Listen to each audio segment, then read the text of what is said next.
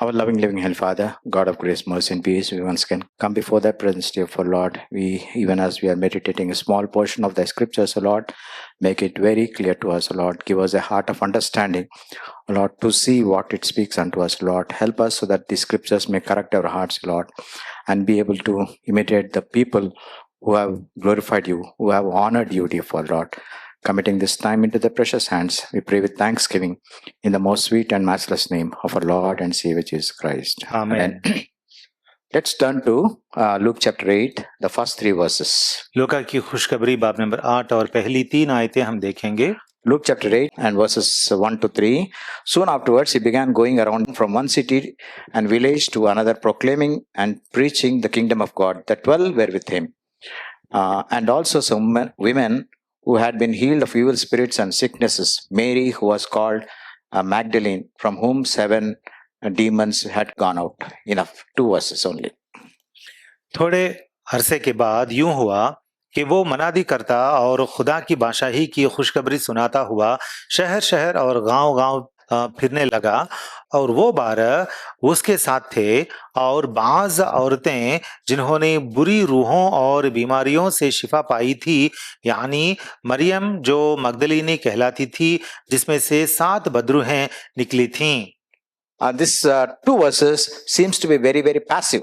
ये 2 आयतें जो हैं ये बहुत पैसिव लगती हैं. They are just giving some information. मतलब थोड़ी सी जानकारी देने वाली लगती हैं. But if we closely examine, लेकिन अगर गौर से इनका मुताला करें, we can glean the one great personality from out of these 2 verses. इन 2 आयतों में से एक अच्छी सी शख्सियत को हम पकड़ सकते हैं. Dear friends, there are many unnamed, underrated personalities in the Bible. अजीजों, यहोवा की किताब में, बाइबल में बहुत सारी ऐसी शख्सियत हैं जिन्हें लोग ज्यादा नहीं जानते हैं. Little known people in the Bible. Bible में बहुत कम नाम पाए हुए लोग भी हैं. According to me, these are the real heroes. लेकिन मैं मानता हूं कि ऐसे ही लोग हैं जो बहुत बड़े हीरोज हैं. And we would do well to study their life. और इनकी जिंदगियां मुताला करने से हम बहुत अच्छे काम करेंगे. Not only study their life, imitate their life. उनकी जिंदगियों के बारे में पता करना ही नहीं, बल्कि उनके जैसा बनना भी है हमें. Become fans of them. उनका फैंस बनना है हमें. We all know in this world, young people want to become fans. हम जानते हैं कि इस दुनिया में बहुत सारे जवान जो होते हैं, यंग पीपल जो होते हैं, फैंस बनते रहते हैं. I want to become a Abhishek Sharma. मैं अभिषेक शर्मा जैसा बनना चाहता हूं बोलते हैं. We don't want to imitate those people. हम जाकर उनको इमिटेट करना तो नहीं चाहते. But we definitely imitate these underrated, unnamed people. लेकिन यहाँ पे जो अंडररेटेड और कम नाम वाले लोग हैं, इनको तो हम जरूर इमिटेट करके नकल करना चाहेंगे. I'll name quite a few personalities. मैं कुछ लोगों के बारे में मैं कहना चाहता हूँ. There is this Ittai the Gittite. इत्तई एक नाम का एक इंसान था जो गित्ती था. What was his great performance? उसने क्या अजायब व गराइब करके दिखाए. He accompanied and he was with King David in his darkest hour. वो दावीद बादशाह के साथ हमेशा लगे रहता था जब वो बहुत गम से निकल रहा था. In 1 Samuel chapter 14, पहला समूएल की किताब बाब नंबर 14 में there is this unnamed armor bearer of Jonathan. यहाँ पे योनातान का एक आर्मर बेरर के बारे में हम यहाँ पढ़ते हैं. Who encouraged Jonathan, let's go and fight the Philistines. उसने योनातान से कहा था, चलो हम जाकर फिलिस्तीयों से लड़ेंगे. And the greatest words of his were, perhaps the Lord will help us. और उसने बहुत अच्छे से अजीम अल्फाज कुछ कहा था. वो अल्फाज ये हैं कि शायद यहोवा हमारी मदद करेगा. He will give us the victory over the Philistines. यहोवा हमें इन फिलिस्तीयों पर गलबा हासिल करेगा. Then there is a eunuch called Ebed-melech. और उसके बाद एबेद मेलक करके एक खोजा के बारे में हम पढ़ते हैं. Who rescued Jeremiah from the dungeon. उसने क्या किया था, इर्मिया नबी को एक कुएं से निकाला था. You can read it in Jeremiah 38. इर्मिया की किताब चैप्टर 38 में हम इन बातों को पढ़ सकते हैं. Then there is a man called Onesiphorus. और उसके बाद ओनेसिफोरस करके एक इंसान भी है. What was his performance? और ओनेसिफोरस का फेल क्या है? He comforted Paul while I was in a prison. उसने पौलुस को जब वो कैद खाने में था तसल्ली बख्शी थी. Then this man called Obed Edom the Gittite. और उसके बाद हम एक गित्ती इंसान जिसका नाम ओबेदेदोम है उसके बारे में पढ़ते हैं, wanted to keep that ark in his house. और उस ओबेदेदोम ने खुदा के संदूक को अपने घर में रखने दिया। Last on my list is Simon the Cyrene. और आखिरकार और एक इंसान के बारे में मैं बोलता हूँ, वो है साइमन जो कुरेनी है। Who carried the cross of Christ. उसने क्या किया था? खुदावंद यीशुआ की मदद करते हुए उनकी सलीब को उसने अपने कंधे पर उठाई। The list does not end here, it goes on and on. और ये लिस्ट जो है यहाँ खत्म नहीं होता है, बल्कि और भी बहुत सारे लोग हैं।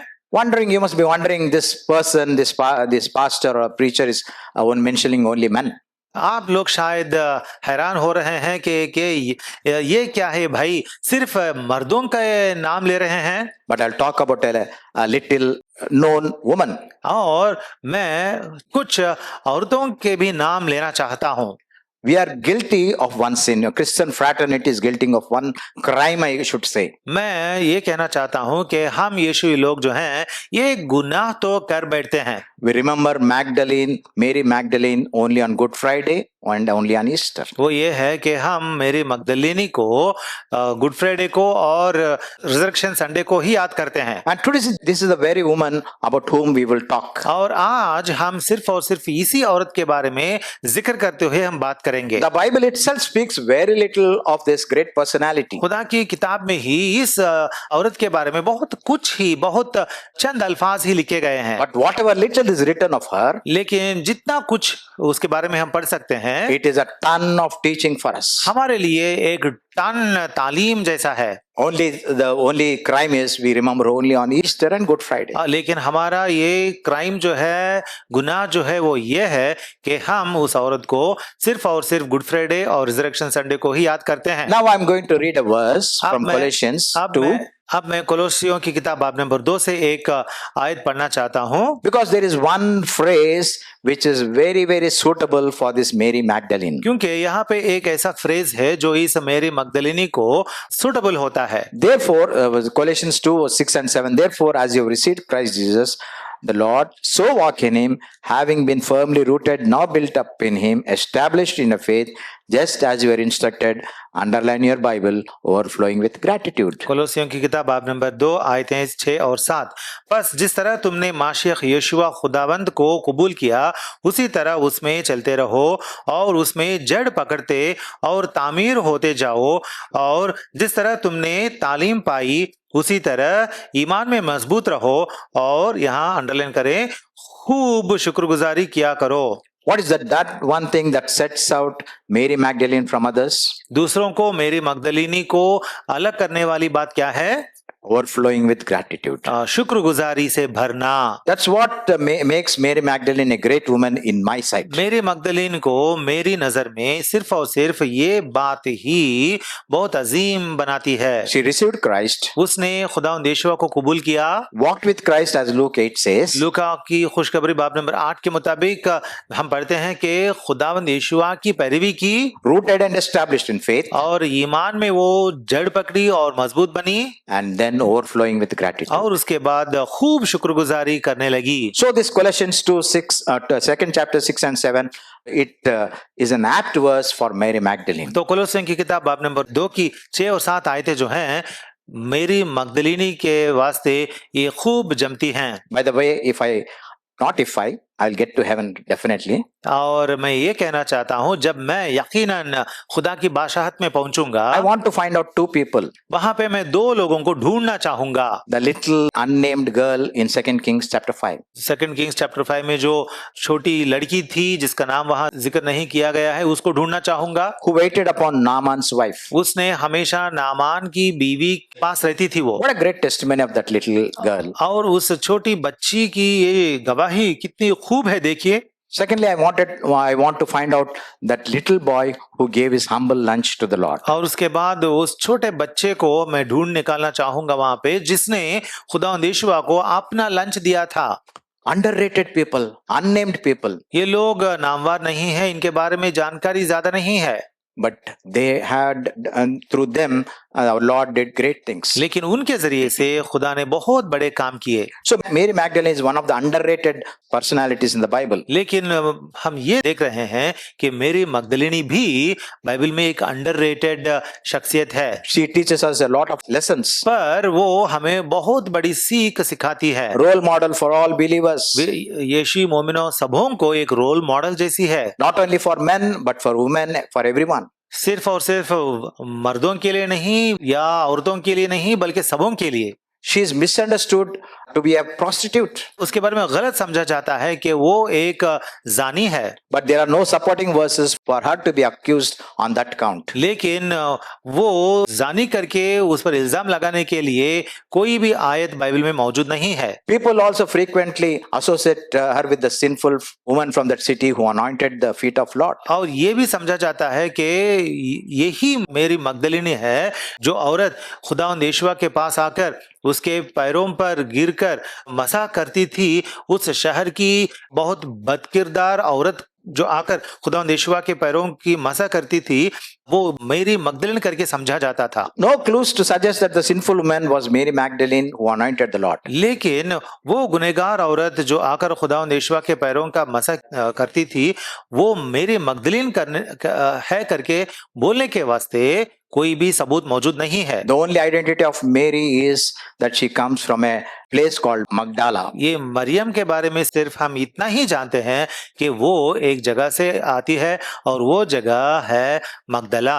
So she is called Mary Magdalene. इसीलिए उस जगह का नाम लेकर इसे मरियम मगदलिनी कहा जाता है। All the information that is given about her is found in this 8 chapter 2 verses. हाँ, और उसके बारे में जितनी भी जानकारी दी गई है वो सिर्फ और सिर्फ इन 2 आयतों में ही दी गई है। She is identified or found in a list of women who catered to the needs and provisions of our Lord Jesus Christ. हमारे खुदावंद यीशुआ की जरूरतें जो हैं, उन जरूरतों को निभाने के लिए जितनी भी औरतें थीं, उनमें ये भी शुमार थी। Care for Jesus and his disciples. खुदावंद यीशुआ और उनके शागिर्दों की खातिर उनकी देखभाल करती थी। And in this Luke chapter 8 it says 7 demons were released from her.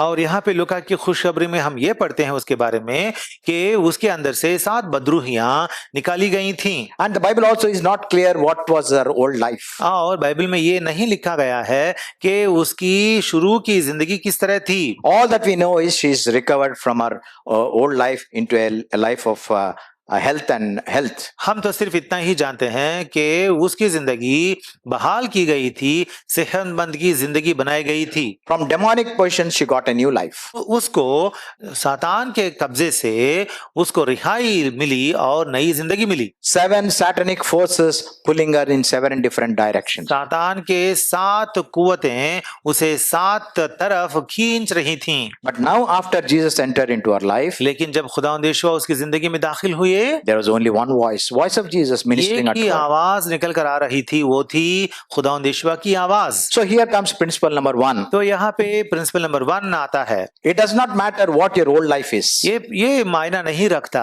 कि आपकी पिछली जिंदगी किस तरह थी, but it definitely matters what your present life is. लेकिन अब आपकी जिंदगी क्या है ये बहुत ज्यादा मायना रखता है। And you must also prepare yourself for a great and glorious future in the Lord. और इसीलिए खुदावंद यीशुआ में बहुत अजीम मुस्तकबिल के लिए आपको तैयार होना जरूरी है। And second, timeless principle. और दूसरा principal, Our Lord does not accuse us of our past. हमारे खुदावंद यीशुआ हमारी गुजरी हुई पिछली जिंदगी को लेकर हम पर इल्जाम नहीं लगाते He हैं। does not highlight our sinful life. हमारी गुनाह भरी जिंदगी को वो रोशनी में लाकर हमें तर्क नहीं करते हैं। He encourages in the present. हमें हाल ही में हमारी रूह अफ़ज़ाई करते हैं। From the what we little details of given about Mary Magdalene, मेरी मगदलिन के उनके बारे में जितने भी जानकारी किताब में से मिलती है, one thing that we can glean is she loved Jesus deeply. उनमें से हम इस बात को तो जान सकते हैं कि वो खुदावंद यीशुआ से गहरी मोहब्बत रखती थी, More deeply than any one of his disciples. उसके शागिर्दों में से किसी को भी खुदावंद यीशुआ पर इतनी मोहब्बत नहीं थी शायद। She held an important place in his life and the ministry. खुदावंद यीशुआ की जिंदगी में और उसकी खिदमत गुजारी में एक बहुत अहम हिस्सा वो निभा रही थी। She is an embodiment of the love for the Lord. खुदावंद यीशुआ के लिए जो मोहब्बत इंसान दिखा सकता है उसका मुजस्सिमा है वो।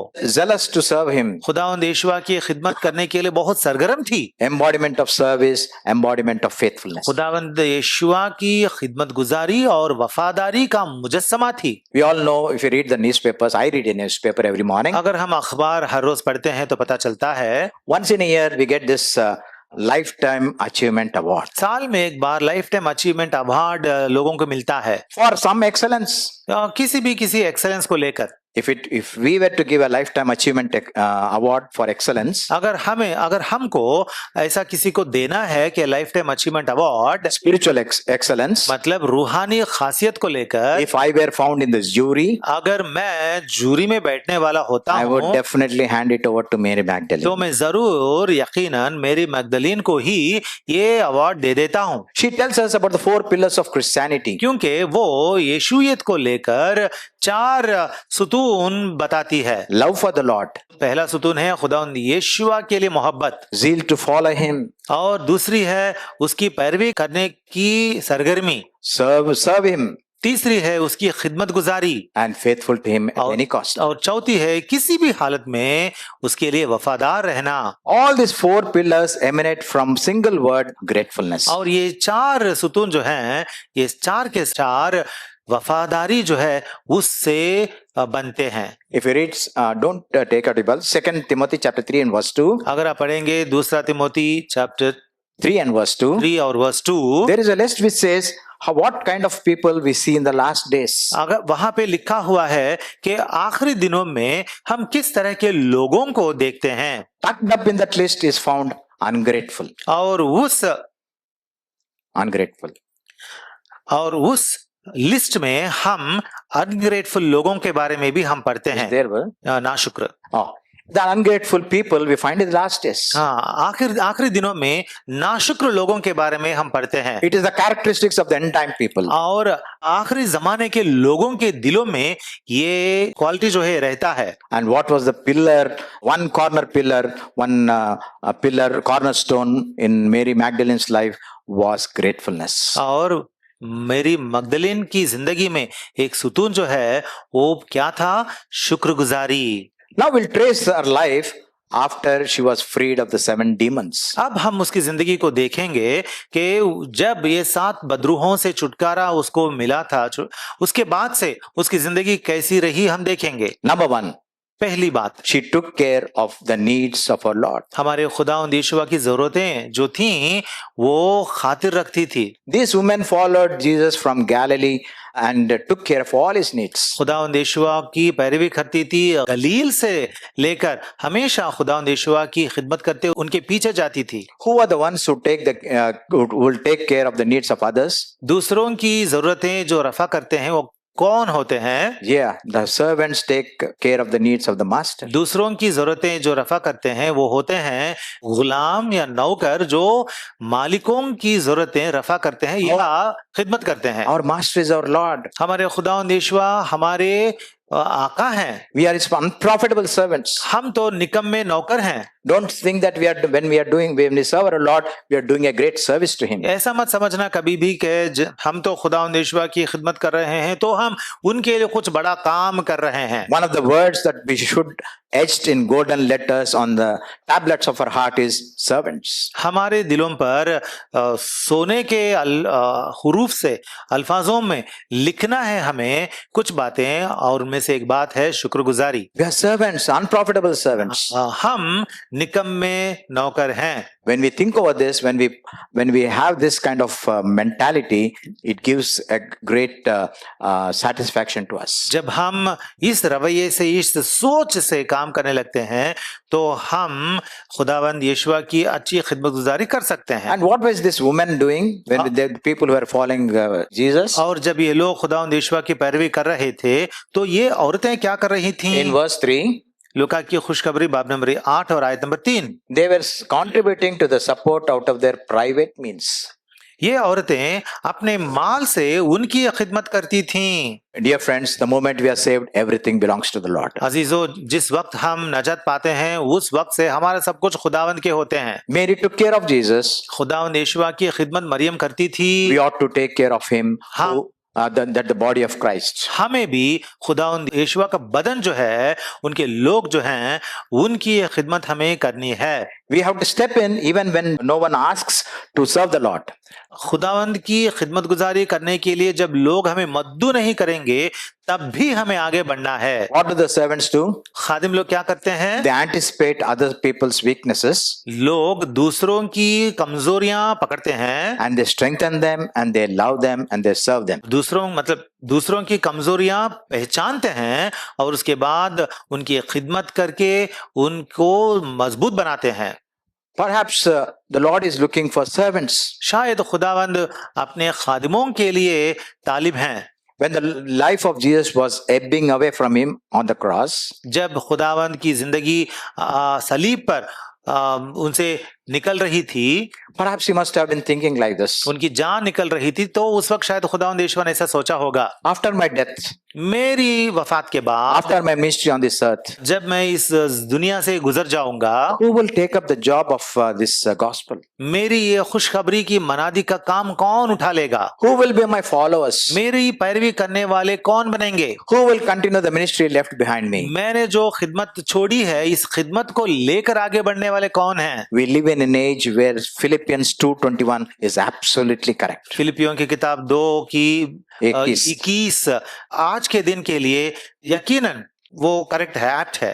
Philippians 2:21 says, "For they all seek their own interests, not those of Christ Jesus." फिलिपियों की किताब 2 की 21 में लिखा हुआ है, सब अपनी अपनी बातों की फिक्र में हैं, ना कि यीशुआ मसीह की।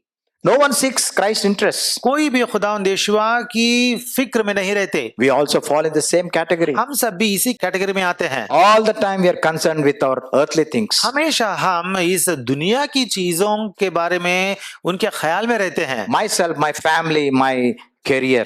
मेरा खानदान, मेरा घर, मेरा career.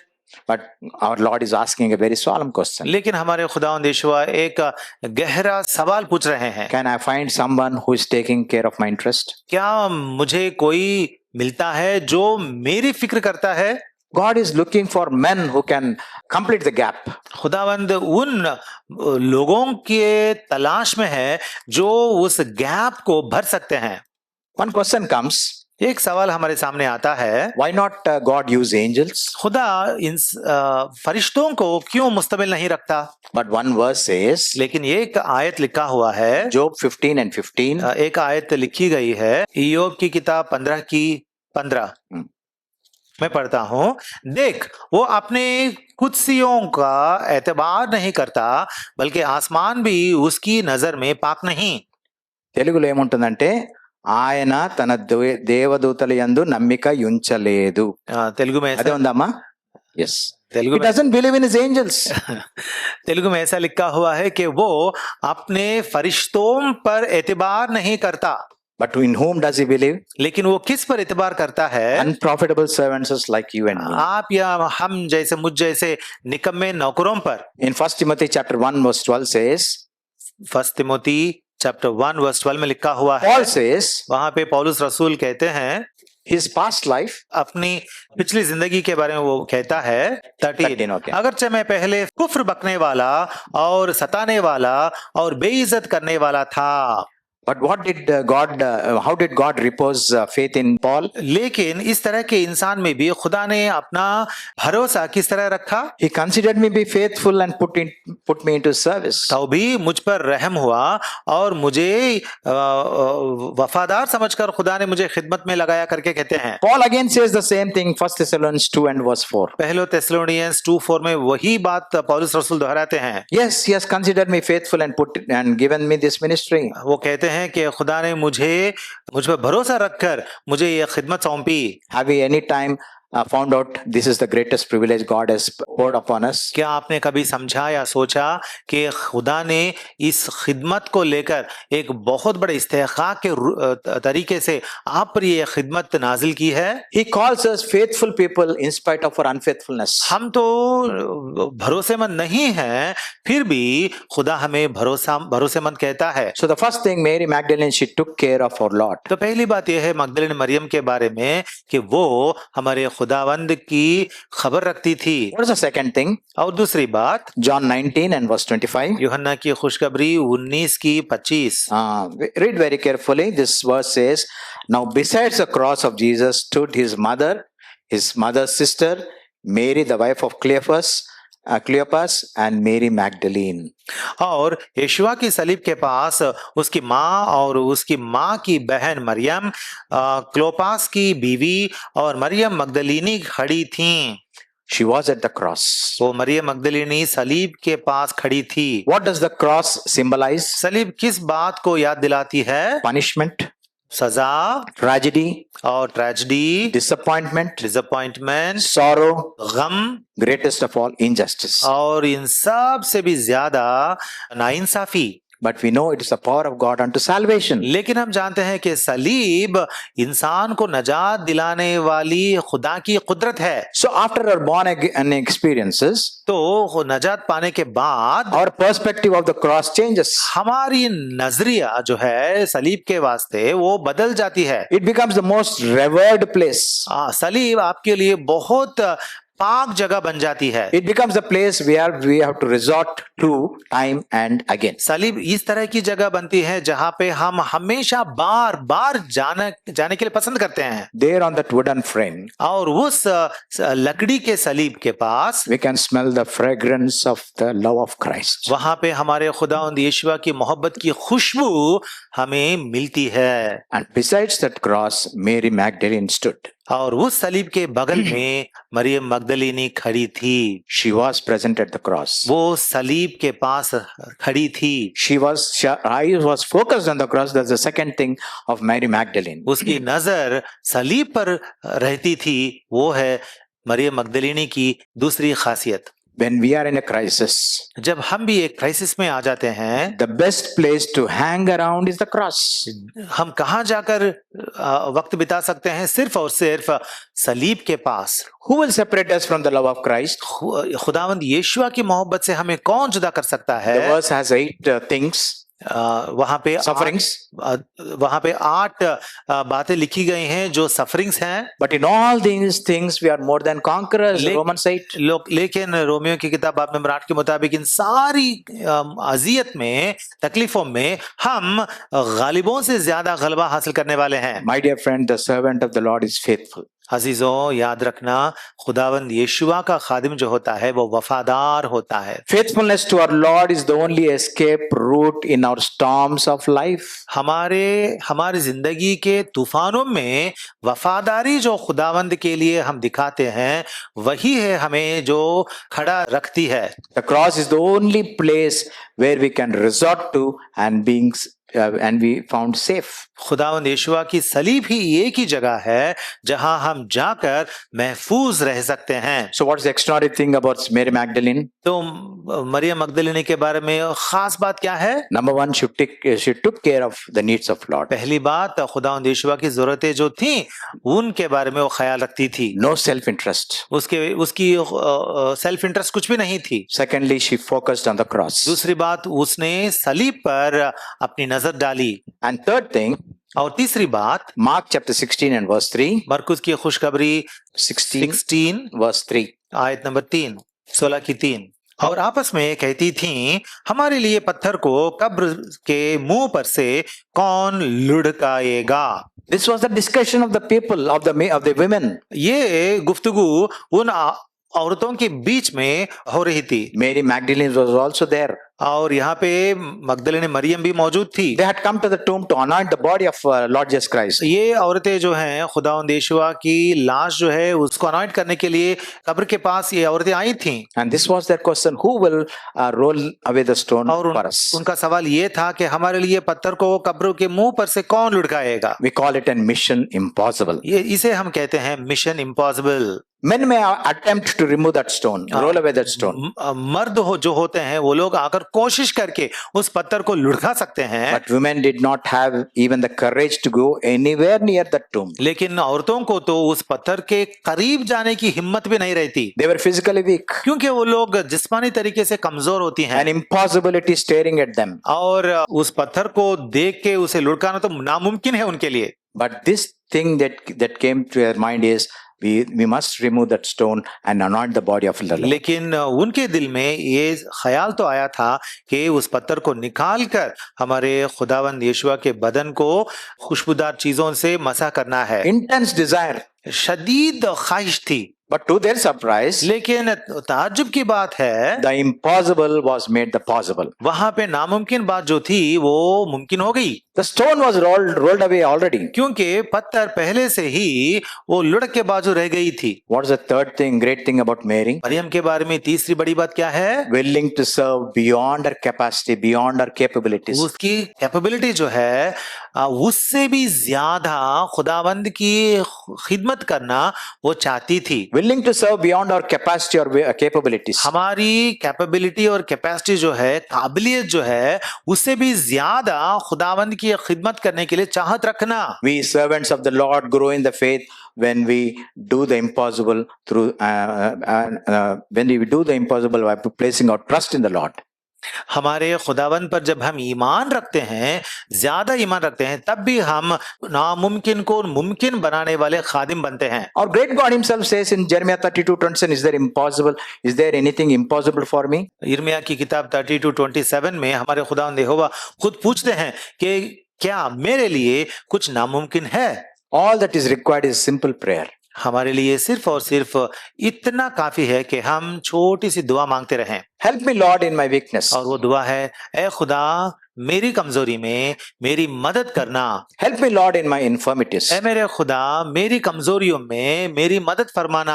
So we have seen three things about the Mary Magdalene. तो हमने मरियम मगदलिनी के बारे में तीन बातें हमने देखी। Took care of Jesus' needs. खुदावंद यीशुआ की जरूरतों पर उसने नजर डालकर रफा की। Focused on the cross. और दूसरी बात सलीब पर नजर डालती थी। Willing to serve beyond her capabilities. और तीसरी बात यह है कि उसकी काबिलियत से बढ़कर खिदमत करने के लिए तैयार थी। What was the fourth thing? और चौथी बात क्या है? John chapter 20, यूहन्ना की खुशखबरी बाब नंबर 20 verses 10 to 12. और आयतें 10 से लेकर 12 तक।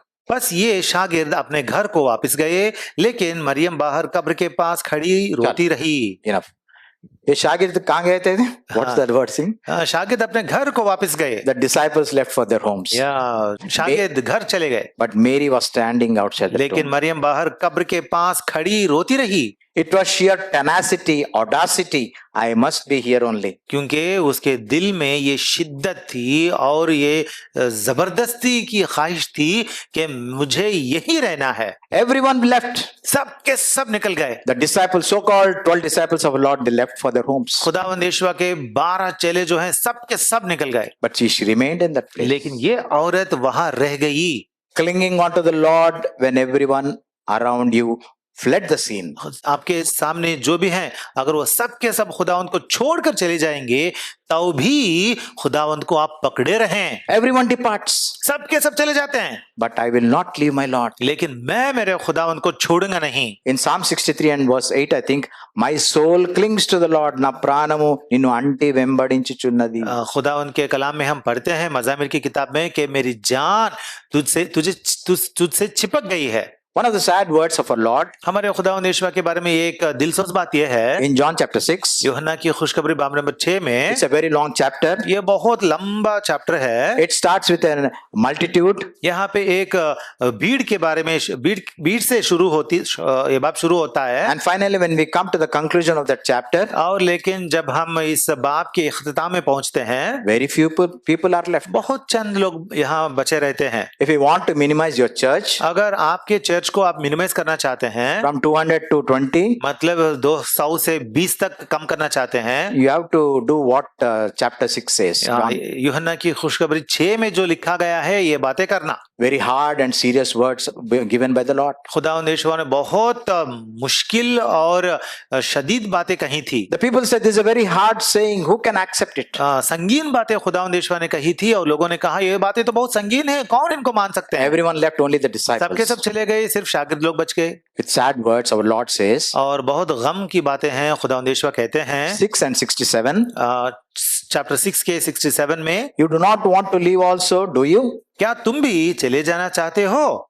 You also go if you want. खुदावंद यीशु ने कहा अगर तुम लोग भी चाहे तो चले जाओ। Do you want to leave me? He's Yeah. addressing the disciples. अपने शागिर्दों से खुदावंद यीशु ने पूछा क्या तुम भी मुझे छोड़कर जाना चाहते हो? But Peter says, where can we go? लेकिन शमौन पतरस ने कहा खुदावंद हम किसके पास जाएं? We have the words of eternal life. जिंदगी की बातें तो तेरे ही पास हैं। That's what Mary Magdalene did. Maryam मगदलिनी भी सिर्फ ऐसा ही उन्होंने किया था। Never for a moment she would leave the Lord. एक पल के लिए भी खुदावंद यीशु को उसने नहीं छोड़ा।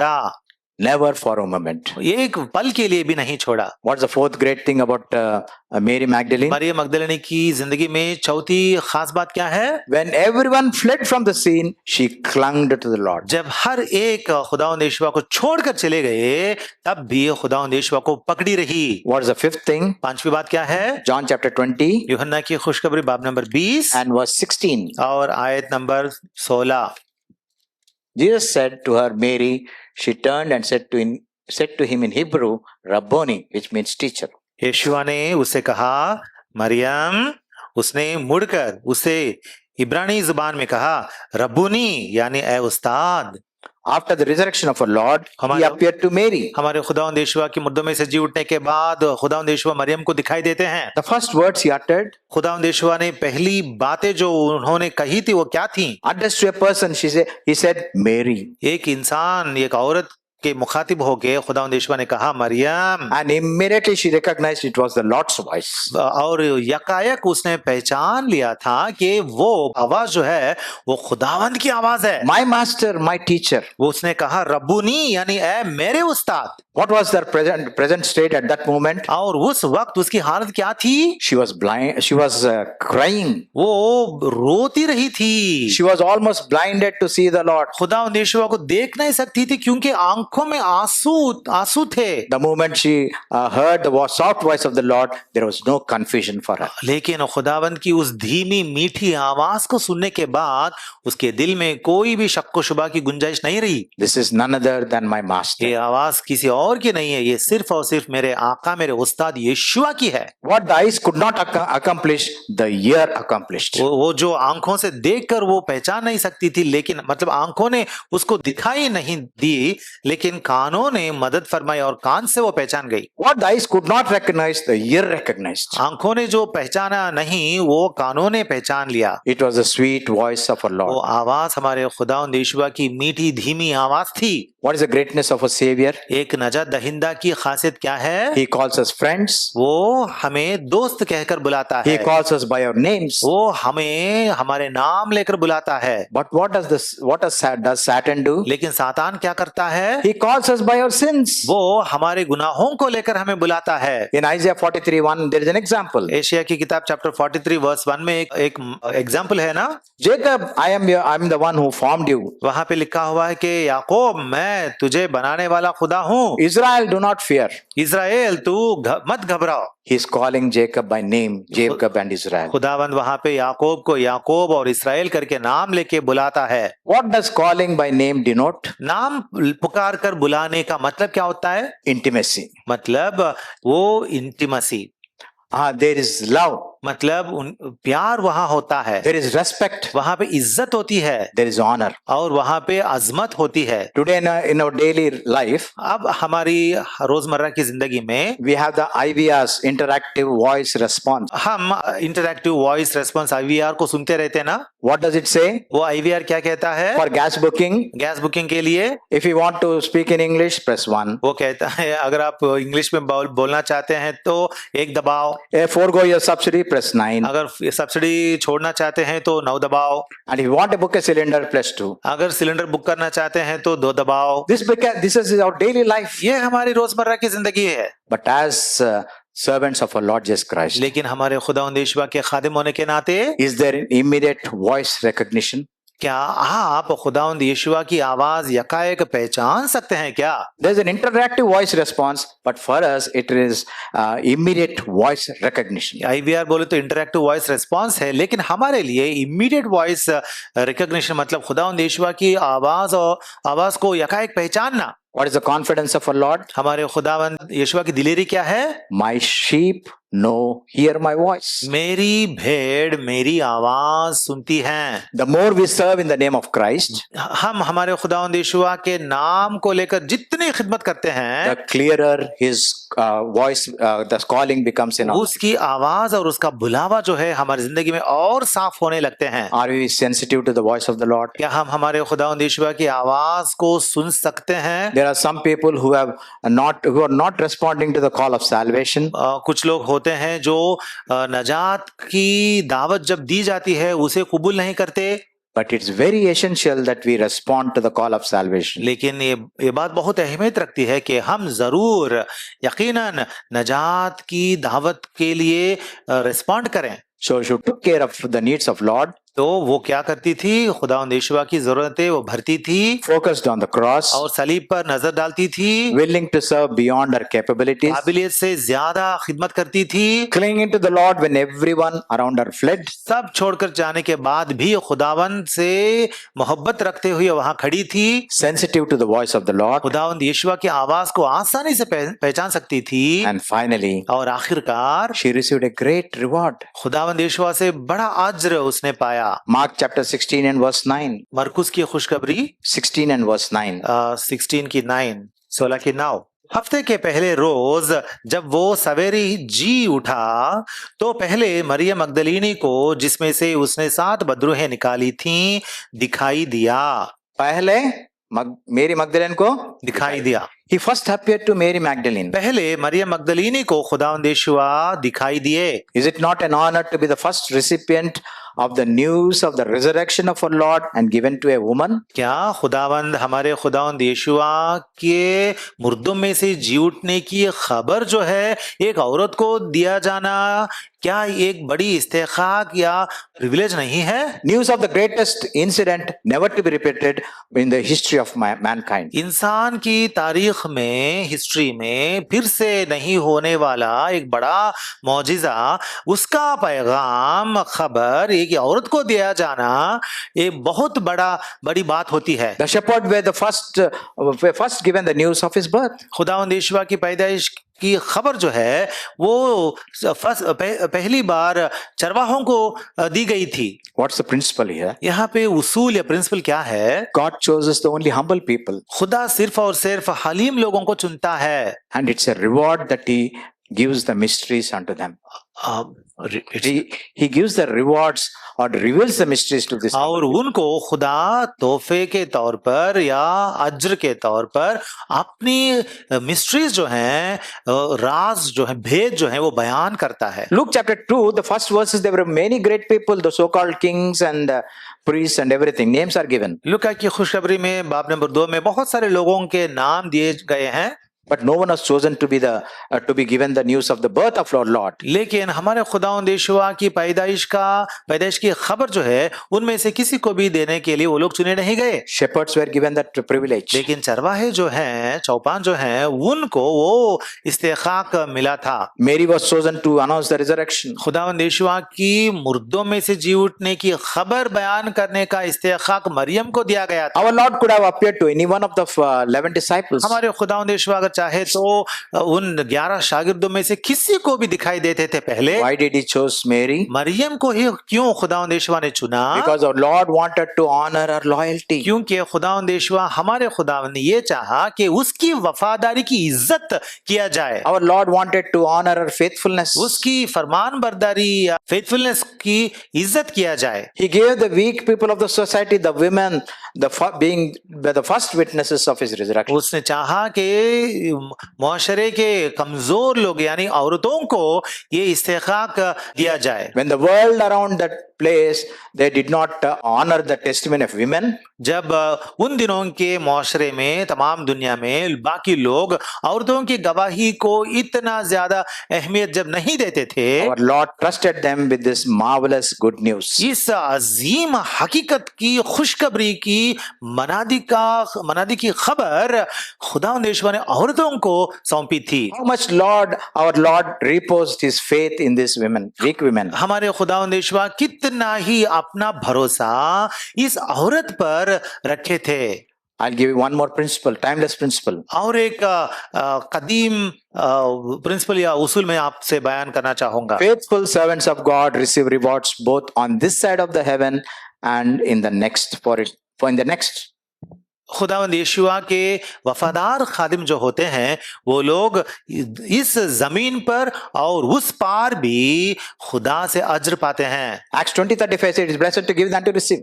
एक्ट्स 20:35 में लिखा हुआ है कि लेने से देना बेहतर है। You give in this world इस दुनिया में आप देते जाएं and you will receive in heaven. और आसमान में आप पाते जाएंगे। She took care of Jesus' needs, और उसने खुदावंद यीशुआ की जरूरतें पूरा किया, always focused on the cross हमेशा सलीब पर अपनी नजर डाली and willing to serve beyond her capabilities, अपनी काबिलियत से बढ़कर खिदमत की। clinging to the Lord when everyone fled, जब सब के सब चले गए तब भी खुदावंद यीशुआ से वो यीशुआ के करीब रही, sensitive to the voice of the Lord, खुदावंद यीशुआ की आवाज की सेंसिटिविटी रखी, received a great reward from the Savior. और खुदावंद यीशुआ से बड़ा अज्र उसने पाया। If you consider the life of Mary Magdalene as a great grand book, अगर आप मरियम की जिंदगी को एक अजीम बड़ी किताब करके अगर आप मानेंगे, take a leaf, single leaf, उसमें से एक पन्ना निकालिए and imitate her life. और उसकी जिंदगी का नकल करते जाइए। She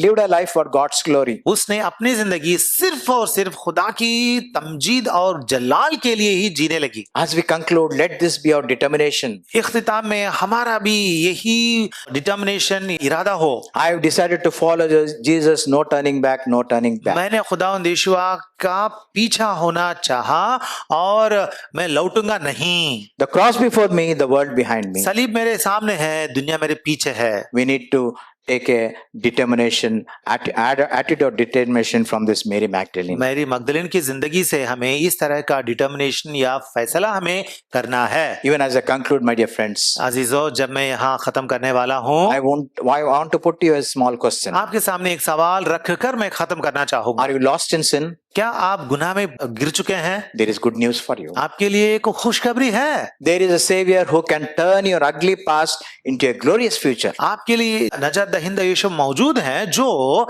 आपकी गंदी जिंदगी को वो बदल कर एक जलालवर मुस्तकबिल में बदल सकते हैं। Secondly, दूसरी बात, are you saved and not completely following Him as he desires? क्या आप नजात पाए हैं फिर भी जैसे खुदावंद यीशुआ चाहते हैं उस तरह आप उनकी पैरवी कर नहीं पा रहे हैं? Turn your life to the Lord. आपकी जिंदगी फिर खुदावंद की तरफ आप मोड़ें।